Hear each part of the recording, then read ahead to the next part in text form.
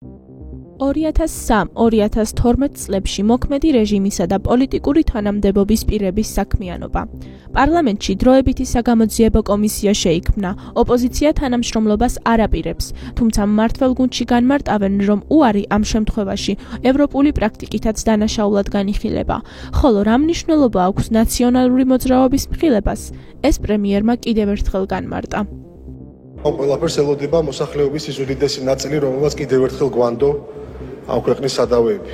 დარწმუნებული ვარ, რომ თითოეული ჩვენგანი ვაცნობიერებთ თუ რა მნიშვნელობა იქნება აღნიშნული კომისიის მუშაობას და მის შედეგებს ჩვენი ქვეყნის ჯანსაღი განვითარების. ჩვენ უნდა დავებრუნოთ ბოლომდე ჩვენი ქვეყანა ამისათვის პრინციპულად მნიშვნელოვანია ყველაფერს დაერქვას თავისი სახელი, კრიმინალს დაერქვას კრიმინალი, უცხოელ აგენტს დაერქვას უცხოელი აგენტი. რეალურად რა თქმა უნდა ეს დანაშაულები დევს ხელისყულზე, ეს არის ადამიანების გულობა, ადამიანების წამება ციხეებში, სისტემური დანაშაული, ეს არის ასევე ბიზნესის რეკეტი, ეს არის 2008 წლის ომის დანაშაული და ასე შემდეგ, ხო?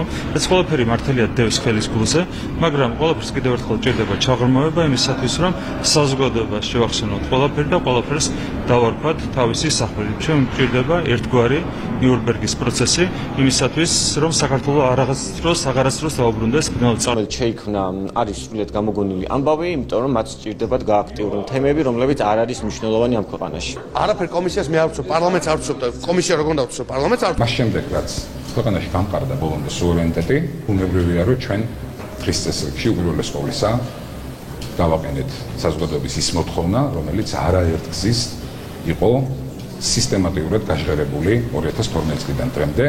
ის ასობით 1000 ოჯახი, რომელმაც პირდაპირ თავის თავზე იცვლია ის რეჟიმი, ხო?